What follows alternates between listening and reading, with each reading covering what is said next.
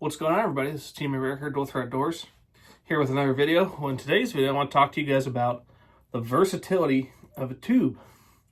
Now, a lot of people look at the tube as an old school bait, something guys used a lot in the 80s and 90s, which it certainly was, and it certainly was effective.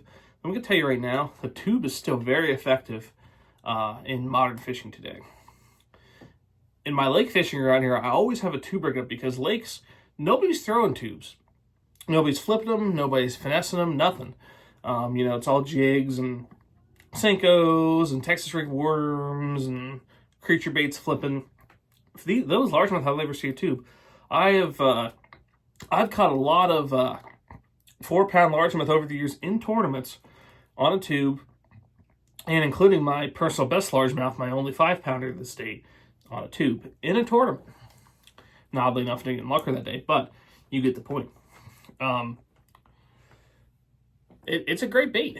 And then smallmouth fishing, I may have had one bad year in a tube, but year after year, the tube's consistent.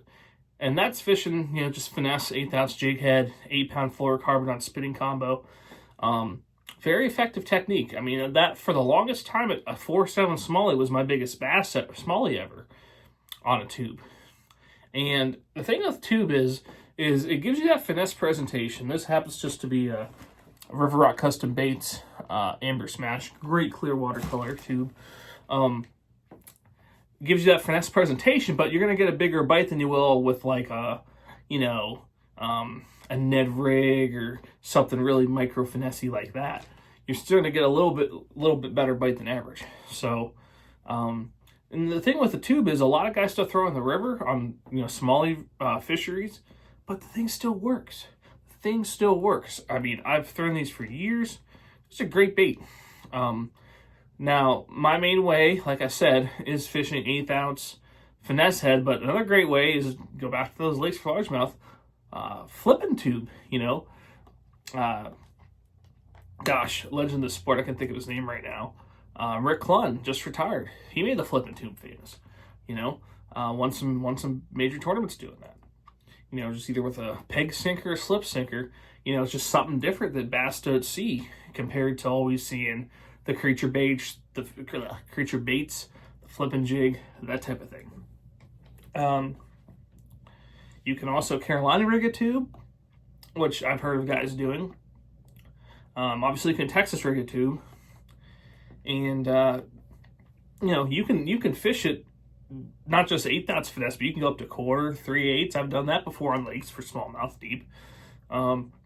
Just a great bait. It doesn't discriminate, catches largemouth, smallmouth. I'm sure it catches spotted bass too. I don't have any in my area to confirm or deny that. But the tube is arguably, outside of maybe some type of trailer, certainly for sure one of the most versatile soft plastics we have, and even baits total for bass. So if you're an old timer and you're thinking, hey, it's outdated, I don't throw a tube anymore, think again. If you're a young guy, it's like, oh, there's these new baits coming out, my granddaddy used to throw a tube. Guess what? It still works today here in 2025. So if you're thinking about it, throw in a tube, try it this season. And another great thing about the tube is it's an all-season bait. You can catch fish in this in 30-degree water, 40, 50, 60, 70, 80-degree water, spring, summer, fall, all year long. So I always have a tube on just about anywhere I go. Obviously varying colors depending on the watercolor, and it's always an important part of my arsenal. So thanks for watching this video, and think about tying on a tube. Thank you for watching this Dual Threat Outdoors video.